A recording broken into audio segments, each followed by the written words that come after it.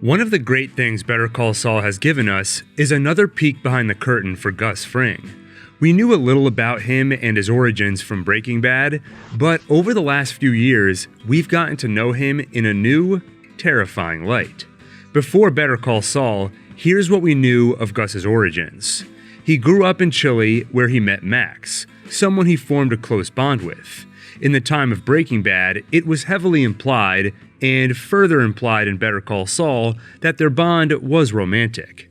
Gus lifted Max out of poverty and paid for his education in chemistry. In the 80s, the two of them fled to Mexico and founded Los Pollos Hermanos, which they used as a front to cook crystal meth. They hoped to partner with the cartel and convince Don Eladio to shift from cocaine to their meth, which they saw as the future of the drug trade. So they got his attention by handing out samples, in the Don's territory without his permission. As punishment for the indiscretion and manipulating him into a meeting, Eladio ordered Hector Salamanca to kill Max in front of Gus, which Hector was happy to do. Gus himself was spared because Eladio knows who he is, implying important connections in Chile. And as Gus wept, Hector ordered him to look at his dead partner. Words Gus would echo back to Hector in the years that followed, ordering Hector to look at me. From then on, it seems that Gus took on a calm and focused demeanor. He became a ruthless leader in the cartel world, and as we saw in Breaking Bad, he would eventually take his revenge, killing Juan Bolsa with the help of an assassin, killing Don Eladio with some poisoned Zafiro Añejo, though he was denied his final act of revenge, when Hector blew them both up before Gus could administer a lethal injection. Gus's origins in Chile may be somewhat mysterious, but after that, things seem relatively straightforward. After Max was taken from him, Gus decided that he would do whatever it took to have his revenge. He would take the drug empire away from the people who took away his love, then he would kill them. And for Hector, the man who actually pulled the trigger, Gus would make him suffer. By the time Gus and Hector exploded in that nursing home, Hector had been forced to sit by as every last member of the Salamanca family was killed, as far as we and Gus know. The family he was so proud of, which once held such power in the cartel world, was destroyed, and Gus's revenge was nearly complete.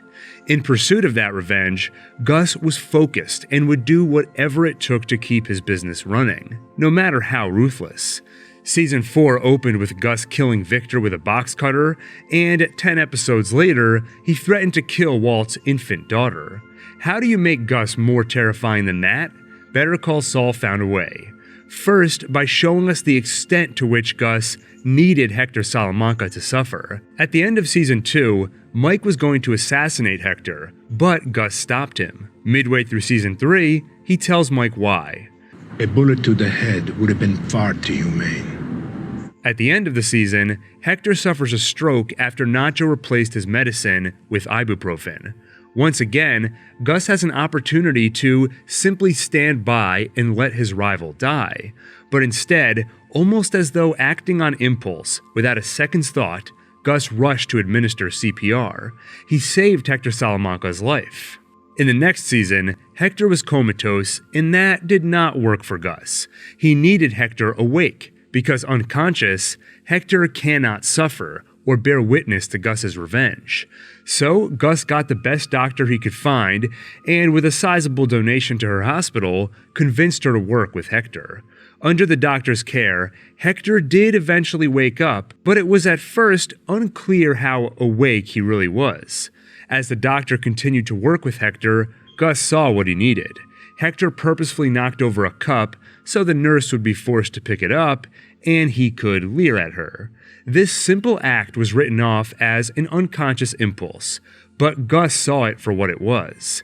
Confirmation that Hector, although unable to walk or speak, was still there. So, despite the doctor's promise that Hector could speak again if she continued her work, Gus immediately ended the treatment.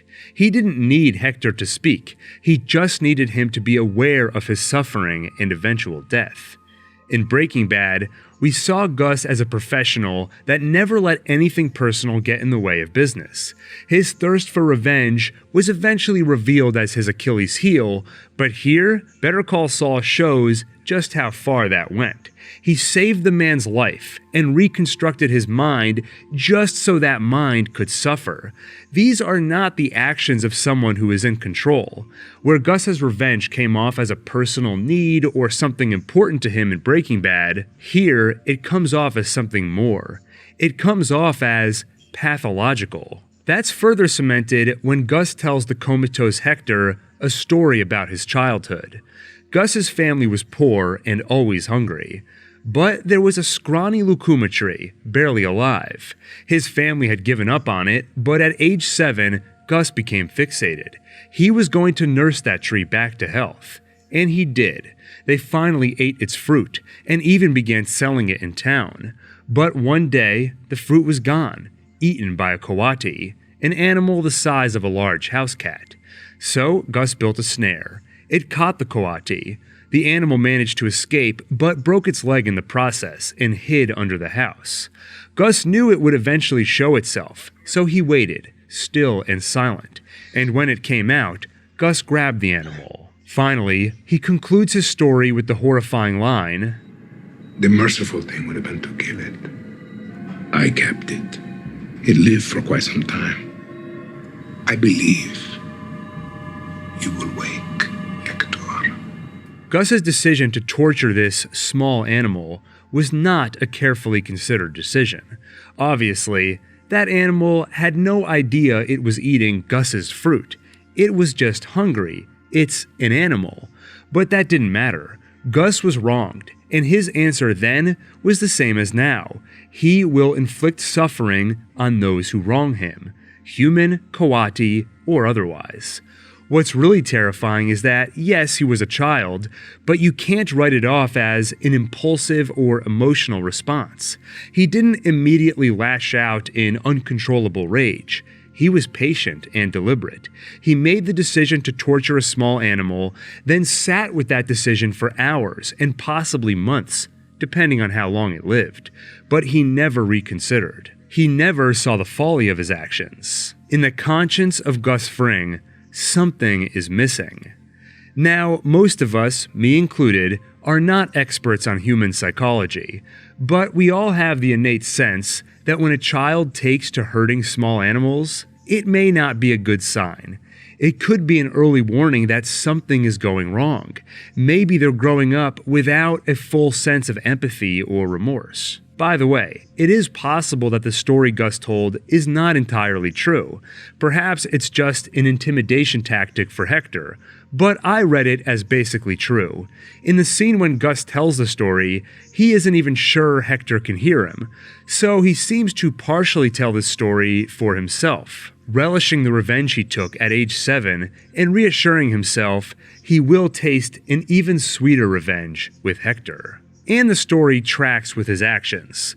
The level of patience required by Gus's revenge in Breaking Bad, 20 years in the making, plus the effort, time, and resources he invested during Better Call Saul, it feels like a natural extension of his experience with the coati. As a child, he had to be patient for hours waiting for the animal. As a grown man, having honed his craft, he could now be patient for years. It is important to note, though, that Gus is not without warmth or without emotions. It appears that he did truly love Max. Better Call Saul also made that clear in Dedicato a Max, when we see that Gus funds a village built around a fountain dedicated to Max. It seems that he keeps the village as a Shangri-La, away from his business dealings. And I think the warmer side to Gus is here too, with Max. In Albuquerque and the outside world, Gus is all business, ostensibly the chicken and meth business, but in reality, the revenge business.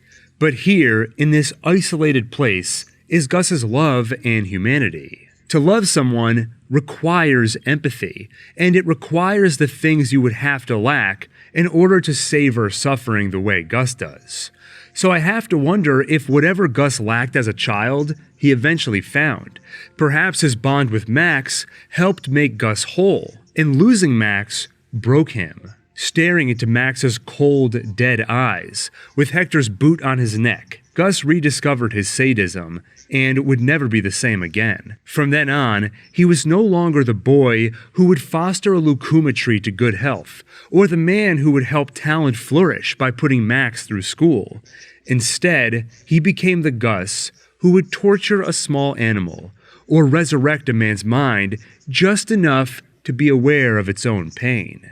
Peter Gould recently told The Hollywood Reporter that, "I think by the time you finish watching Better Call Saul, you're going to see Breaking Bad in a very different light." I have to say, this is already true for me, and Gus Fring is one of the best examples of it. He was always a great opposing force to Walt in Breaking Bad, but somehow, the writers found a way to elevate him even further in Better Call Saul. So he has become even more fascinating and more terrifying than ever.